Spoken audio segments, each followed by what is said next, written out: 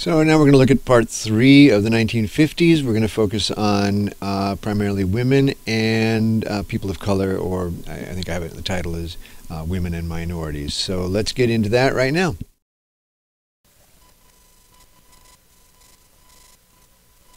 I love this image because really this is one of the more interesting parts of the 50s, is the whatever did become of Rosie the Riveter. Well, in many cases, she left the factory on the factory floor and moved into the modern factory of the kitchen.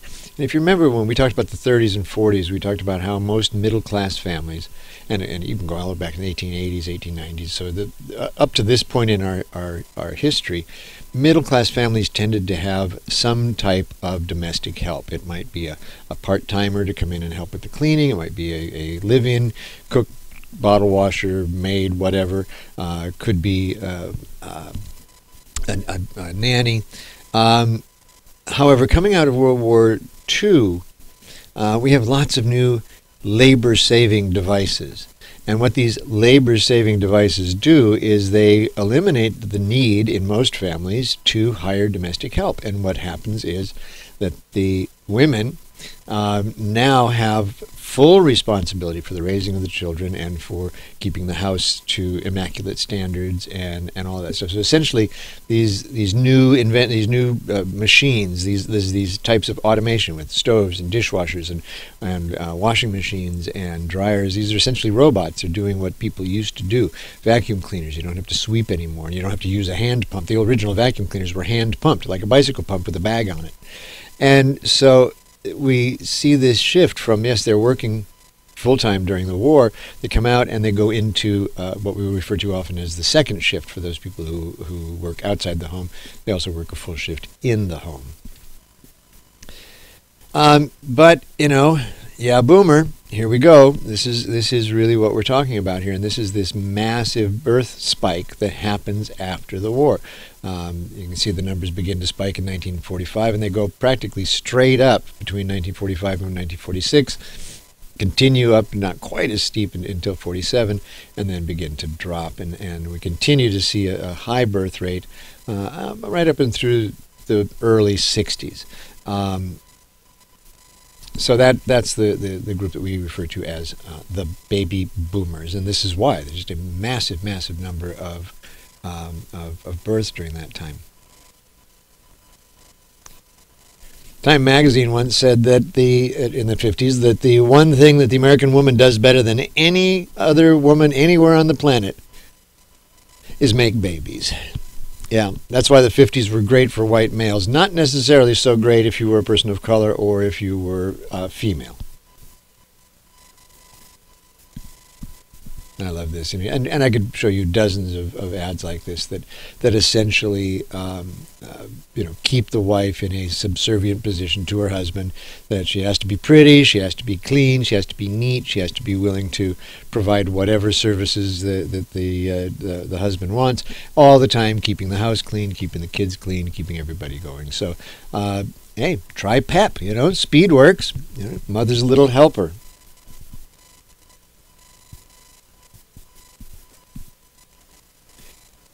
And you can see that overall, the birth rate starting in 1900 going to 1990, the births of domestics, of people who are citizens, drops in women between ages of 15 and 45. Overall, with this one weird little rise between 45 and 65, where there's this huge boom, and then it goes back down to the national trend. So this is, generations since the boomers have all been much smaller. Generations before, even though they had large families, there weren't as many families, so it averaged out. And as I mentioned before, there's this double shift. Some women in the 1950s, and this is from the 1950s, this is from Saturday Evening Post, and this is a flip cover.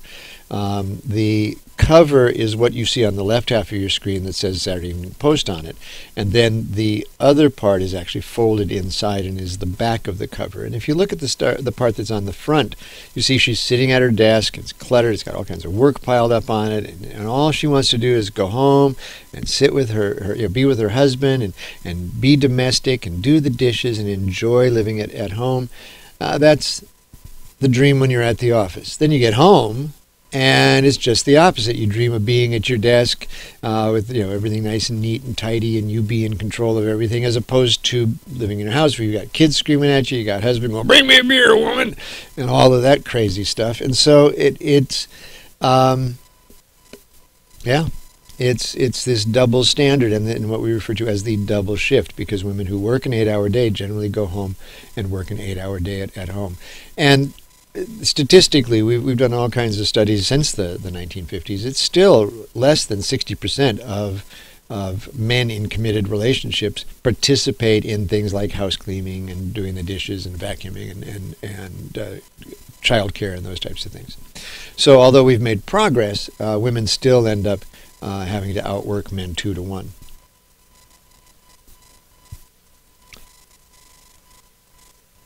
The one thing I want you to look at on this screen, I don't care so much about I cooked tonight's dinner a month ago. What I'm trying to show you on that particular one is really the standards. You see that she's wearing pearls, and this is for the rich plan. This is for the freezer. You can see how clean they are, how neat they are, how dressed up they are. She's got a little clutch purse. She's got gloves. She's got a hat. This was the Americans' image of themselves. The middle-class white Americans viewed themselves in this way, with cleanly scrubbed, with freckles and dressed to the nines. Women didn't leave the house to go shopping without wearing gloves until the 60s. It's just very different standards of what was acceptable in public and not in public. No one there would have ever gone out in sleep pants or anything that wasn't, mainstream, conservative, etc. But the one thing I want you to look at on this book is on this page is that pocketbook. Pocketbook of Child and Baby and Child Care by Benjamin Spock. Dr. Spock wrote a very influential baby book on how to raise babies. And with the baby boomers, there's a huge shift, and it's because of Dr. Spock. And Spock will play a role right up through the 60s and early 70s as part of the anti-war movement, part of the civil rights movement. He's an activist. But in the 50s, he wrote this book, and basically, if you boil the book down, what it says is, look, we no longer live in a society where children are an economic asset. Even in the late 19th and very early 20th century, children worked in factories. Children were breadwinners for the family. They brought in as much or more than they consumed. That shifts during the Depression and the war, and when we come out of it, we have this amazing prosperity because of the GI Bill, because of all these men going to college, because of what we're doing in Europe to rebuild that. I mean, so we're on an economic and consumer high coming out of World War II. And Dr. Spock says that we don't need lots of children to work in the factories or to work in the farm. My father's family had 9 kids. One died. He was very, very young, but one of the reasons they had 8 kids was because they were out on a farm, and everybody had chores, and that was how my grandfather ran the farm. Was he created a workforce. And as we became more urban after the war, as we became more settled after the war, not necessarily as rural, we need less babies. That's number one. But what is the insidious part of this? And this will actually feed the 60s and fuel the 70s and continue right up to today. I mean, one of the reasons why the boomers are so selfish today, why it's like, I got mine, fuck you, is because Dr. Spock said in the 1950s, look, children are your primary responsibility. Everything you do at work, everything you do in your family, everything you do in your religious practices, everything you do must be to provide the greatest amount of opportunities for that growing child. That the future is that child and everything must go into it. That's a huge shift from I'm at the center and my children are part of my workforce, right? Until they're old enough to start their own farm or their own business or move out or whatever. And this focusing on and making primal the needs of the children, the needs and wants of the children, really created a very, very selfish, very, very spoiled generation. And that is my generation, and so I'm perfectly happy to talk about that. Whether or not we did better with the generations that came after us, time will tell. But, it is my generation that marches against civil rights. It's my generation who marches against the war, who promotes LGBTQ rights, who promotes all these other things. When we were younger, we get to the 80s, we elect Ronald Reagan. And Ronald Reagan is really the one that sets up the economics that we have today, sets up really the split world between the far left and far right. Everything comes back to the 80s. The 80s, my generation, because they were raised that the whole world revolved around us, my generation decided basically that we would just continue to be in charge no matter what. And so, disco came along. We went with that. We went with Reagan. We went with greed is good in the 90s. And by the time we got to the teens, my generation as a whole were the Tea Party. And they're the ones that are currently in the Senate. They're the ones that put Trump in the White House. That is, there's a huge shift that really begins when we become adults in the 70s and 80s, and our selfishness continues right through to today. It astonishes me because the same people who were marching for civil rights, who went to Woodstock, that same generation is now doing the, Make America Great Again or Make America White Again, which is where that phrase actually comes from, because the Make America Great Again was a Klan slogan in the 20s. And of course, Donald Trump's father was a member of the Klan. He was arrested at a Klan rally in 1922 in New York City. And so, of course, we have the situation we have. We have a white supremacist and a bad businessman trying to run the country. And every few decades, we try putting a businessman in. We put Herbert Hoover in. How did that work out? George Bush II. How did that work out? And Donald Trump. The next time I hear anybody say, well, we need a businessman to run this country, I'm going to hit him. And I haven't hit anybody since I was in 6th grade. I'm ready to start decking people that have that stupid notion, because every single time we've put a businessman in charge, especially someone of this generation, we end up with a huge mess. But I want to go back to talking about the status of women a little bit, right? Their responsibility is to raise that generation and focus everything on them, as at the same time that they have these new appliances, these new robots that'll help do the work for them. And look how happy she is. Look at what she's wearing to do the housework, right? A nice flowing dress. She doesn't have pearls on. She does have her wedding ring. That's very visible. And wouldn't you want a nice pink kitchen in that color? I wouldn't, but what the heck. Here's a white one. Now, I love this kitchen because this really reminds me of very modern, and I use that term specifically, very modern for the time kitchens of the late 1950s and early 1960s. These cabinets aren't wood or pressed board or anything that they make out of now. These are made out of These are made out of steel. And they have baked enamel finishes on them, so that they basically are like your car. They have this deep, thick enamel on them. The idea was that your kitchen should be just like an operating room. It should be just as sterile, just as clean, hard surfaces you can wipe down. No chance of diseases getting into the metal, because they might invade your wood, but they're not going to invade your metal. Basically, moving the factory and technology into the home. And for most women, the kitchens don't look like the one I just showed you. They look like this. They look like juggling their 3 kids, trying to get the chicken on the table, essentially, doing what housewives have done in the United States for 200 plus years. Betty Friedan's The Feminine Mystique. Why were women in mid-20th century America dissatisfied with their lives? That's the question Betty Friedan sought to answer in her seminal text, The Feminine Mystique. Friedan called this dissatisfaction the problem with no name. Women would shop for groceries, chauffeur their children around, and lie beside their husbands at night. Throughout, they would find themselves asking, "Is this all?" However, Friedan argued, efforts by women to understand or express this dissatisfaction were generally dismissed as neurotic. Friedan's thesis was that the traditional expectations of femininity masked women's real identities. Friedan called these traditional characterizations of women the feminine mystique. She suggested that a cultural belief in the feminine mystique conflicts with women's personal identity and intellectual capacity. This results in neglect and harmful identity crises in women.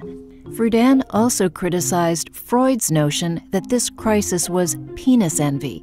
She argued that women who behave like men, for example by entering a male-dominated workforce, are not trying to acquire masculinity.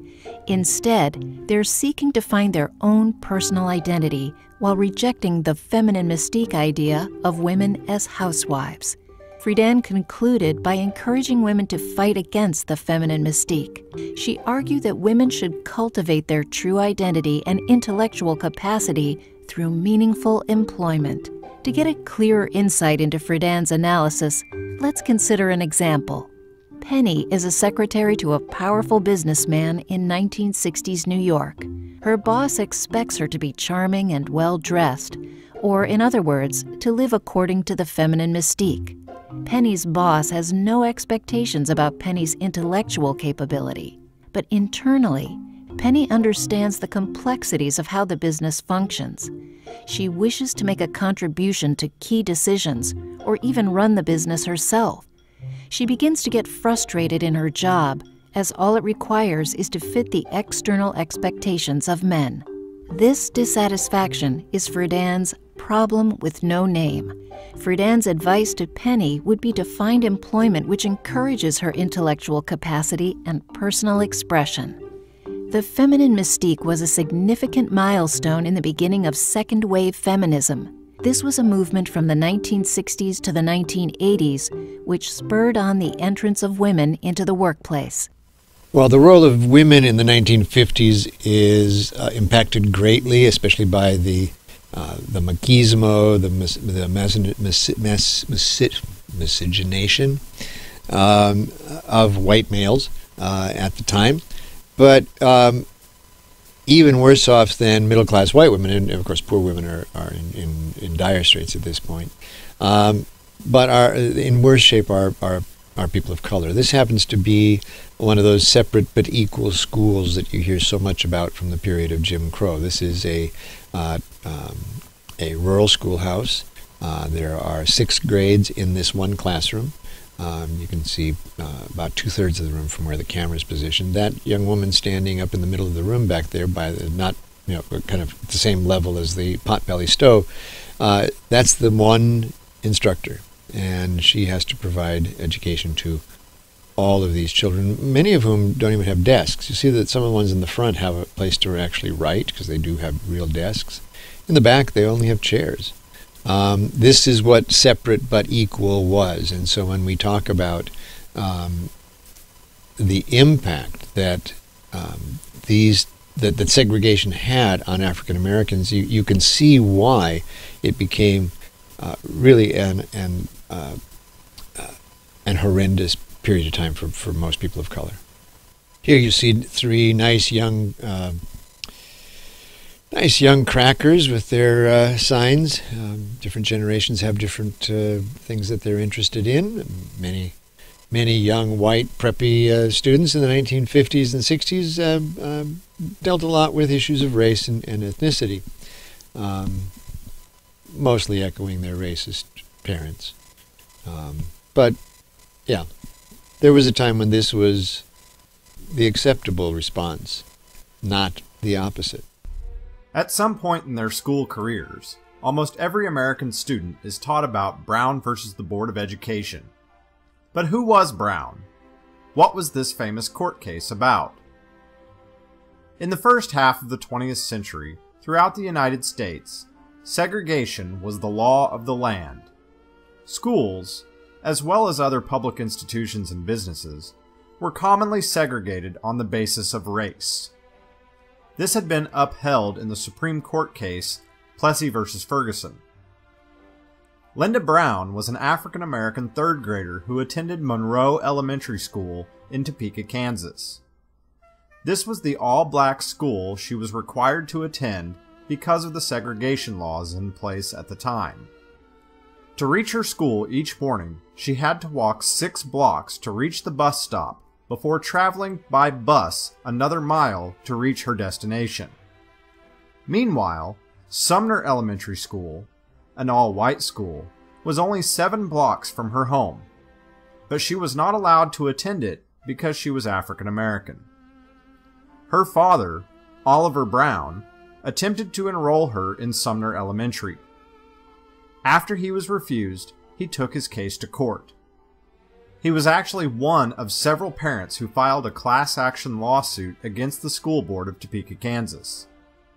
Even though there were 13 parents involved in the case, it will be Mr. Brown's name that history will always remember. A district court initially ruled in favor of the school board, but the case was appealed to the United States Supreme Court.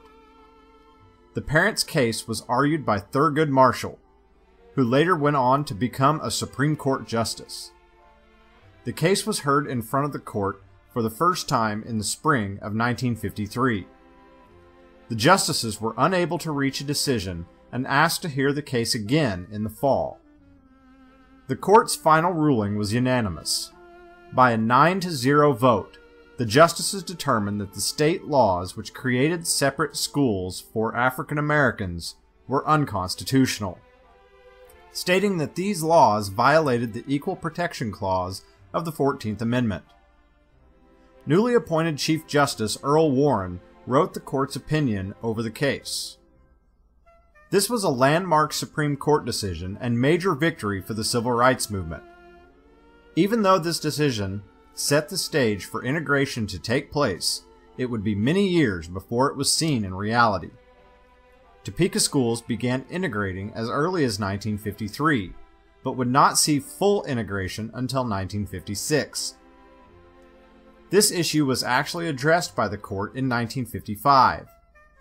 Many school districts had asked for lenience in the desegregation process. The court revisited its previous decision, which became known as Brown versus the Board 2, and stated that desegregation should occur with all deliberate speed. Supporters of desegregation did not like this phrase because they felt it gave communities an opportunity to resist and delay the desegregation process. This fear was well grounded, as some communities avoided integration for years. In Virginia, there was a movement to close schools rather than see them integrated. Texas, Arkansas, Alabama, and several other states also resisted the integration process throughout the 1950s and even into the 1960s. However, integration was eventually achieved, and today, children are allowed to attend the school nearest to their home, thanks to the decision reached in Brown versus the Board of Education. And in 1954, we get Brown v. Board of Education 1. Of course, Board of Education being Topeka, Kansas. Now, this case is the only reason it's called Brown is because it's a combined case. There are multiple people bringing the case, Brown being the first one alphabetically, and it's against multiple school districts. When we say board, we mean Brown v. Board of Education, and that's how that comes about. So anyway. And this is a fascinating case because it really is a turning point that we may be in the process of seeing reversed. Essentially, what this does is You've probably heard me mention in class or in lectures multiple times that one of the beauties of the American Constitution is that it is vague. The same Constitution that will say that separate is not equal under Brown v. Board of Education said that segregation was constitutional under Plessy v. Ferguson 60 years before. And the Constitution hadn't changed. Only thing that had changed was society. And so if you look at the most controversial of some of the court cases, whether it's Roe, whether it's the gay marriage case a few years ago, whether it's Brown, all of these have one thing in common, that they change from where the laws were to where society was, or where society was trying to get to. And so in Brown v. Board of Education, rather than relying on legal precedent, which Plessy would have been the precedent and it would have just been thrown out, they looked outside of the law for some of the reasons and then used other legal arguments to support it. The primary discussion that flipped this for the court was a sociological study that had been done with baby dolls, with little rubber plastic dolls.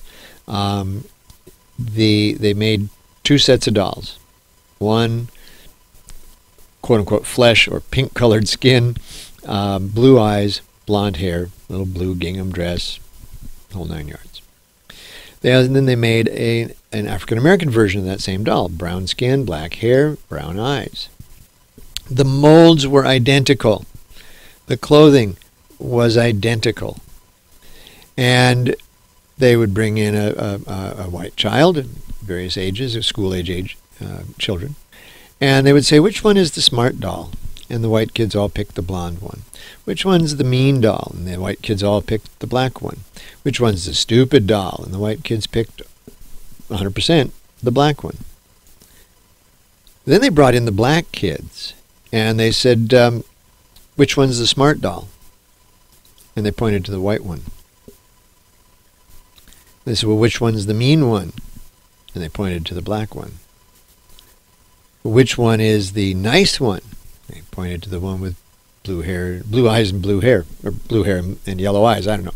Blonde hair and blue eyes is what I meant to say. In other words, African American children knew they were inferior in almost every way because they were isolated. They didn't warrant the nice schools across town that the white kids got. They didn't warrant a nice new car in the driveway when they ended up always having to ride the bus. They didn't warrant the same consideration that the white children did because they were second-class citizens. And it was the segregation itself that created that problem. And so based on that, segregation in schools and a lot of other things was deemed to be unconstitutional. Now, Brown v. Board of Education 1, and you noticed I said that 1 earlier, says that schools must desegregate. Brown v. Board of Education 2, which is 1956, which comes in later, the plaintiffs went back and asked the court to put some teeth in it, because the court saying you got to desegregate your schools is one thing, but there is no actual order to do it. There's no deadline, there's no nothing, right? How are you going to get restitution if, say, well, we're working on it. It'll be 50 or 60 years before we do it, but we're working on it. And that's really where Brown left it. And so they went back in 56 for Brown 2, and Brown 2 was much stronger. The court ruled that it had to be done with all due haste.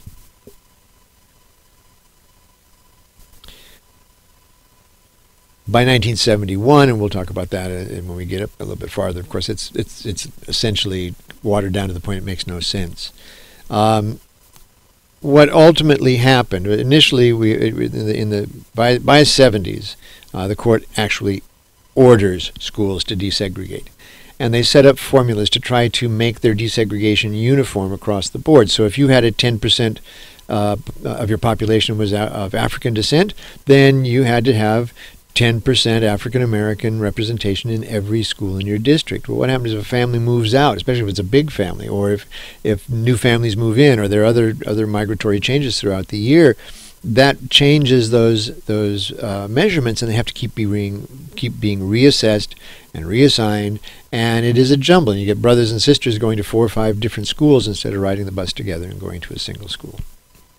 And so it was viewed to be a really horrific issue. And what most districts have done is what they've done here in Fresno City, and that is that they've set up satellite schools. So, for example, my son Nicholas went to Edison Computech Junior High, even though we didn't live in that district. We live a block from Fresno City. You would think that I don't know where our junior high would have been. I think at the time it was just another block or two. It was very close to our house.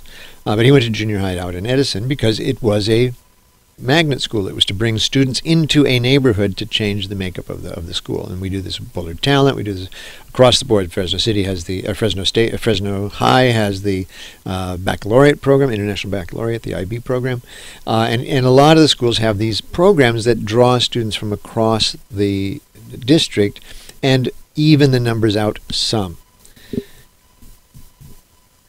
That's fine. That works better at the high school and junior high level, not so well at the elementary level. Of course, Manchester Gate is set up as purposefully as a school to bring in kids from the GATE programs around, but to try to make sure that it's the most diverse. Many students who qualify for GATE are in the GATE programs on their own campus, and then Manchester pulls together a bunch of them to try to help offset the segregation that goes on in the schools, the elementary schools.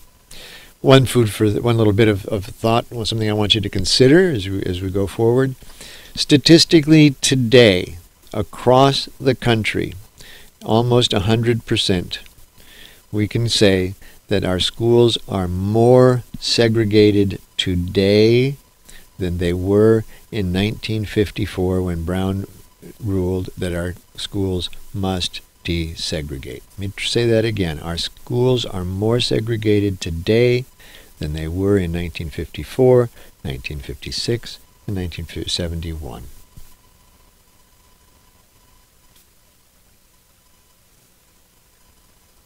One of the most interesting of these events that happens is in Little Rock, Arkansas. And this is the Little Rock 10, and it will become the Little Rock 9.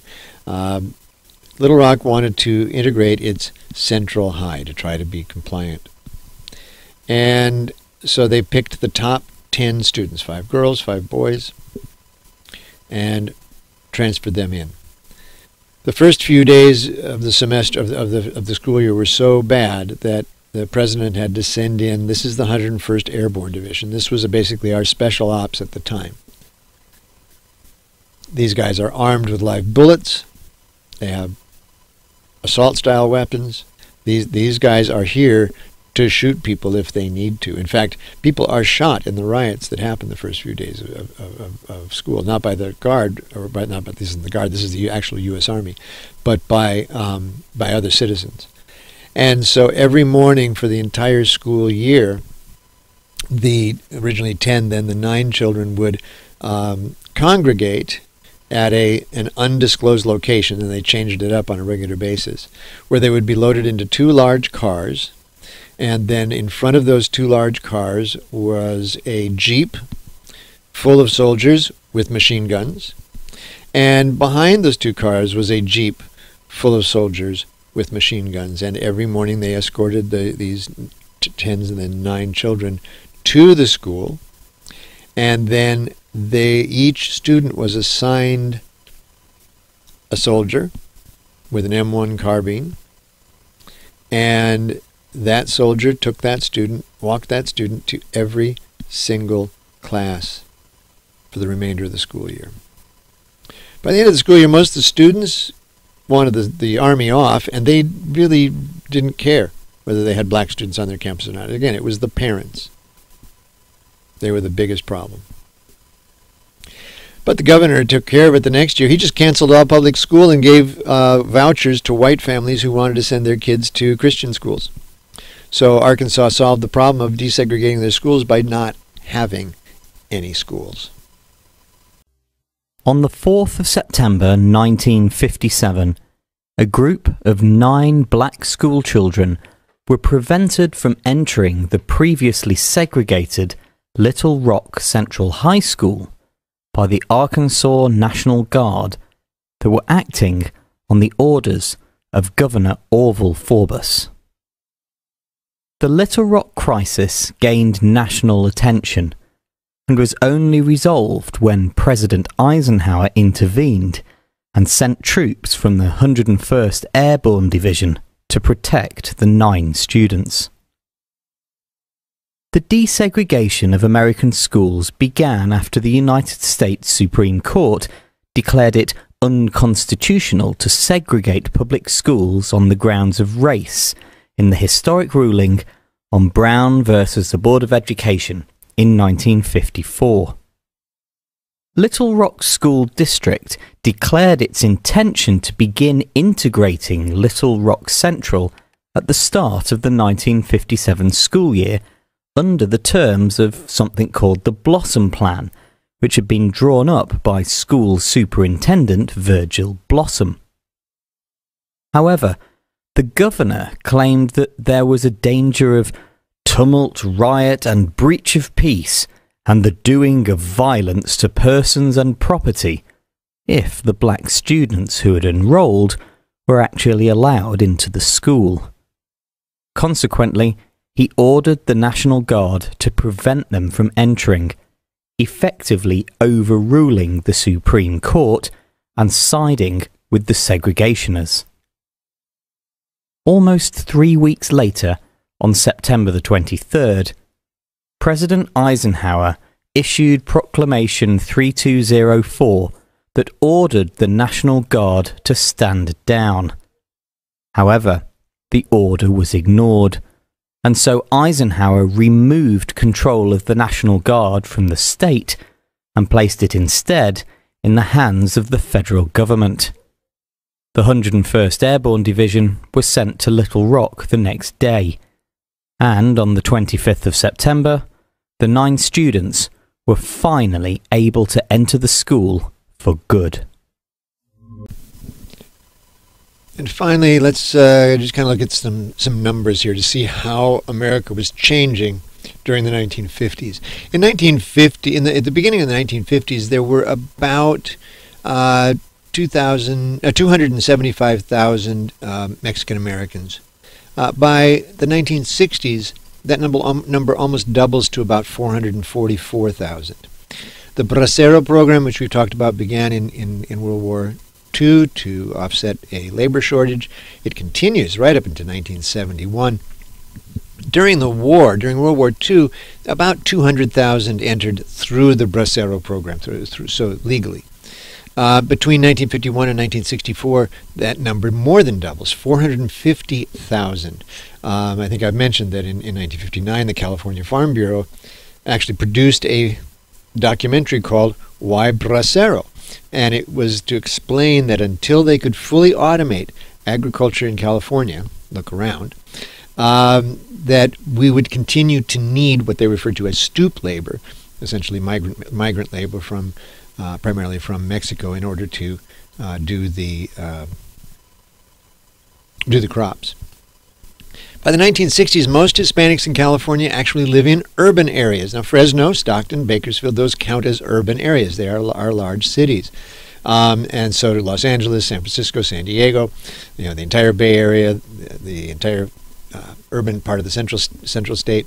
This is where the majority of Hispanics are actually living in the 1950s and the 60s. A lot of them are not in agricultural jobs, but in manufacturing and in service jobs. Well, we're talking about Hispanics. In 1940, there were 70,000 Puerto Ricans in the United States. By 1960, that number went from 70,000 to 613,000. And Puerto Ricans have the distinction of the first migrants to come to the United States, to migrate to the United States, which I hate to call them migrants, since Puerto Rico is actually one of our territories, so they are U.S. citizens. But they were really the first to come to the mainland by air in large number, as opposed to on ships. In 1959, right after the revolution, there were about 180,000 Cubans, mostly centered down in Miami, where they still have a great deal of sway when it comes to all kinds of stuff in Florida politics.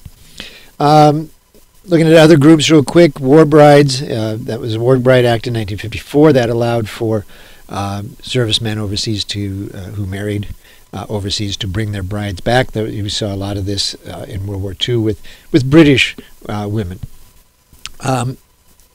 Here during the Korean conflict between 1950 and 1965, 17,000 Korean brides came home with their American soldier husbands. African Americans are impacted in other ways, and it's the numbers are decreasing, not increasing. So, for example, in cotton acreage in 1929, before the crash, was 43 million acres across this country, much of it being here in the San Joaquin Valley. By 1959, so 30 years later, at the end of the 1950s, that has reduced from 43 million to 15 million acres of cotton being grown, which is huge, because even here in Central California, the reason that African Americans were sought out as farm labor was because at one point in the 50s and 60s, the number one crop in all 7 counties of the San Joaquin Valley was cotton. And cotton needs skilled labor, and the South produced massive amounts of skilled labor, as did Oaxaca, where in Mexico they grow a lot of cotton. Those were the 2 areas where the majority of the labor was sought out to come and pick cotton here in California. In the South, farm population dropped from 16.2 million in 1930 down to 6 million in 1960. So essentially a third, 2/3 of Africans working in agriculture are no longer working in agriculture in the South. They've either left the South and are living elsewhere and maybe working in agriculture, maybe not, or they have moved into other sectors of the economy. By between 1940 and 1960, over 3 million African Americans leave the South and move to northern and western cities.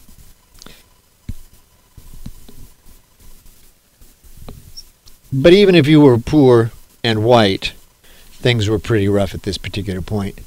40 million, that's 22% of the population, lived below subsistence level. Not talking poverty level, we're talking subsistence level. 40 million Americans, 22% of the population, lived below the subsistence level in 1960. Another 39 million lived just above the subsistence level. And so essentially, what did those numbers come up to? 80 million people lived just above or below the subsistence level, not even the poverty level. Many of these were senior citizens. Remember, many of the people who would be retiring in the 50s, 60s, they lost their pensions during the crash and the New Deal and all that stuff. So what they have is Social Security, which just pays a fraction of what workers had been earning when they were in the job market. Today, most countries, you retire at your same salary. In the United States, that's not the case. You get a tiny fraction of what you earned when you were working, but you do get that guaranteed income up to that level. And so the level of poverty for seniors has gone down since the 1920s, but it still is higher than other aspects of our society. We often think of poverty in ghettos and neighborhoods in barrios and other terms that have become derogatory that just mean neighborhood in urban areas, but actually there's more concentrated poverty in rural areas than there are in urban areas, and that includes migrant farm workers, that includes Native Americans on reservations, that includes farmers and miners in Appalachia. In other words, there are a lot of rural poverty across this country. And in addition, there are the urban centers that are extremely poor. And another thing that we begin to see a significant rise in, and this comes out of some of the practices during the Depression, but we begin to see in the late 50s, early 60s, more and more households headed by single mothers, which is ironic because if you watch TV at the time, all of the sitcoms had single fathers. There wasn't a single sitcom in the 1950s, and only two I can think of in the 1960s. Petticoat Junction and Julia were the only two that had single women with children, both widows, of course. Because America's vision of ourselves was that the family is centered on the male.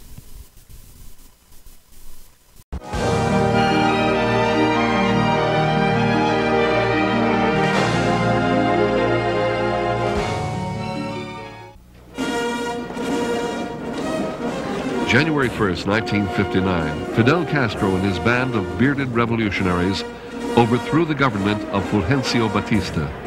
Castro had led an abortive revolt against Batista in 1953 and was imprisoned and then exiled.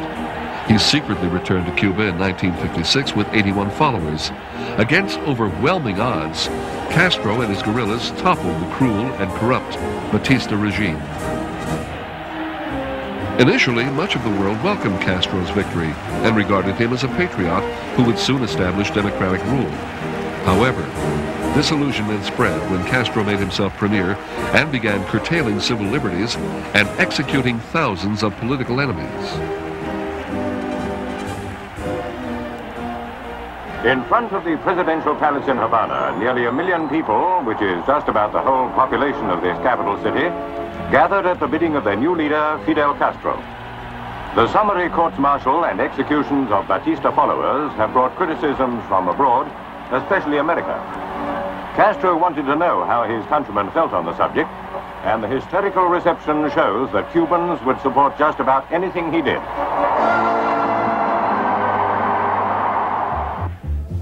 4,500 people had been arrested, most believed to be former soldiers of Batista's regime.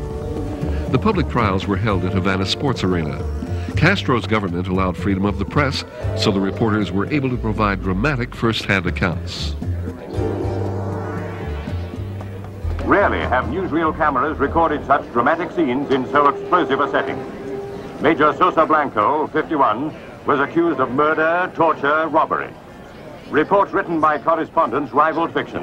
One wrote, "I am in the Roman Colosseum." Major Blanco protested that he was not a murderer but a soldier carrying out wartime orders. Among numerous witnesses against Blanco was a 12-year-old boy, Angelio Estrada. Above the shrieks of the gallery, the loudspeakers carried the testimony. Even before it was fully heard, the crowd shouted, "Kill him."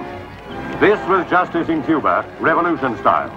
Apparently, Blanco remained calm as the youngster pointed a finger at him and cried, "He killed my father." The prisoner was found guilty and sentenced to death. Because of foreign outcry, the public trials stopped, but they continued in private. The relationship between Cuba and the U.S. would grow even worse as Castro embraced communism and the Soviet Union. Despite a crushing U.S. trade embargo, the collapse of the Soviet Union, and an economy that is in shambles, Fidel Castro has never lost the iron grip he has held on Cuba since that first hopeful day of January 1959. And there you have it. Part 3 of the 50s, Women and Minorities. Part 4, it's coming up next.